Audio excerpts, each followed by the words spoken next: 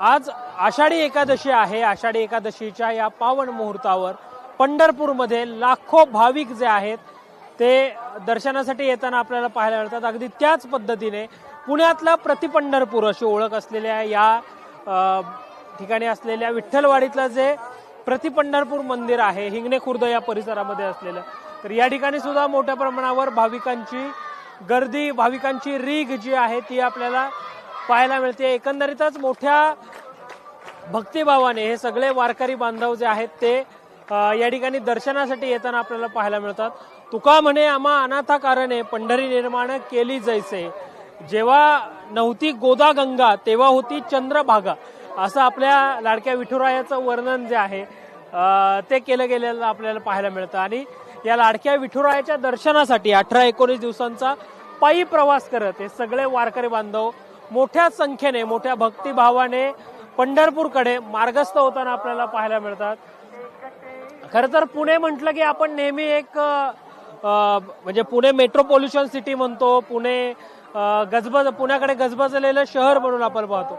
मात्र अगदी नदी काठी वसलेलं हे नयनरम्य परिसरामध्ये असलेलं पुण्याचं प्रतिपंढरपूर, ज्या ठिकाणी लाडक्या विठुरायाच्या दर्शनासाठी लाखो पुणेकरांसह आजूबाजूच्या परिसरातूनही भाविक भक्त जे आहेत ते मोठ्या संख्येने येताना आपल्याला पाहायला मिळतात.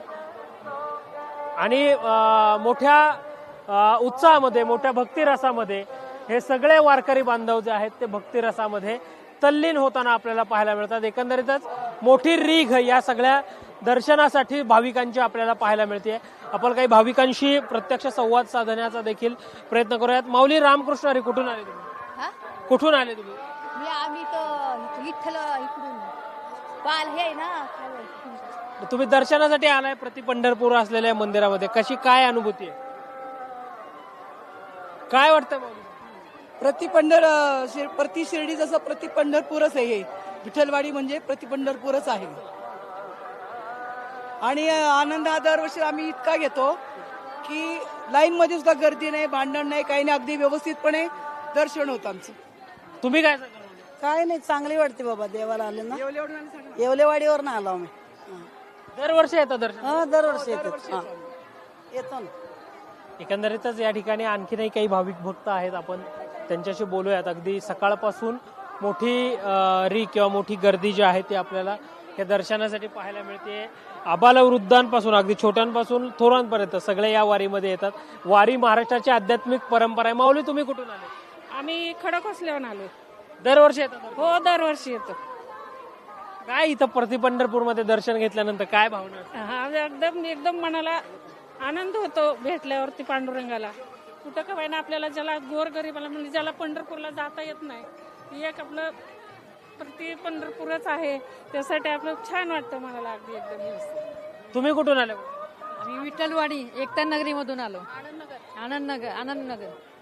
तुम्ही अगदी विठुरायाच्या जवळ, काय कशी भावना आहे तुमची? छान आहे, मनापासून आलो म्हणून दर्शन घ्यायचंय. तुम्ही कुठून आले? एकता नगरी. काय वाटतं तुम्हाला? मी पहिल्यांदाच आले, पण खूप छान वाटतंय सगळं बघून.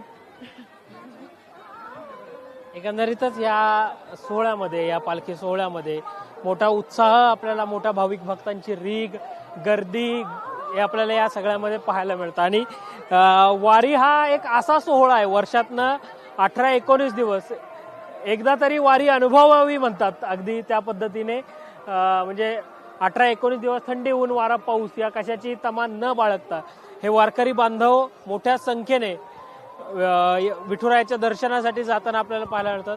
पंढरपुरी आहे माझा माय बाप म्हणत हे सगळे वारकरी बांधव मोठ्या संख्येने मोठ्या भक्तिरसामध्ये तल्लीन होत टाळ मृदुंगाच्या स्वरामध्ये पंढरपूरकडे मार्गस्थ होताना पाहायला मिळतात. आणि ज्यांना पंढरपूरमध्ये जाणं शक्य नाही असे भाविक जे आहेत ते पुण्याच्या प्रतिपंढरपूरमध्ये येऊन या ठिकाणी दर्शन घेताना आपल्याला पाहायला मिळतात.